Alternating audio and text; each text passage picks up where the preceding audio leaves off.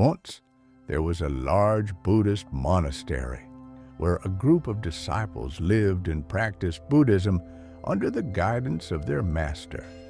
However, the atmosphere in the monastery was not healthy. Instead of focusing on their meditation and spiritual growth, the disciples spent a lot of time gossiping about each other. Among these disciples was one who stood out for his excessive talking. He would gossip about others and share stories he heard while collecting food from nearby households. He often boasted about himself, claiming superiority and reminding others of his wealthy background, saying he chose this difficult path to seek truth.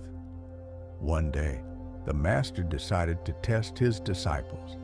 He asked each one to make a personal resolution for a month. The boastful disciple, driven by pride, demanded a resolution more difficult than all others.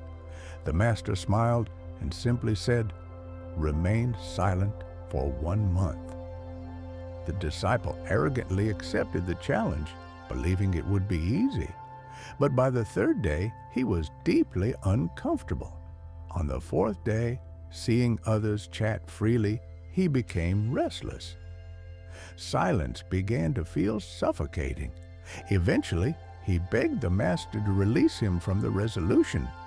But the master gently reminded him that it was his own choice. Determined, the disciple isolated himself, shocked everyone by maintaining his silence. Later, he confessed to the master, "Though I'm silent outside, my mind won't stop talking." The master advised him to seek solitude in nature. The disciple left for the forest. Months passed. He didn't return, and the monastery feared the worst. But one day, he reappeared, calm, peaceful, transformed. He bowed to his master and asked, "Am I still silent?" The master replied, "Yes, your resolution is still on. Your mind is now silent."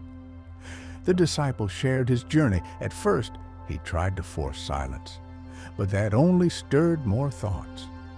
Eventually, he began to observe his mind without judgment.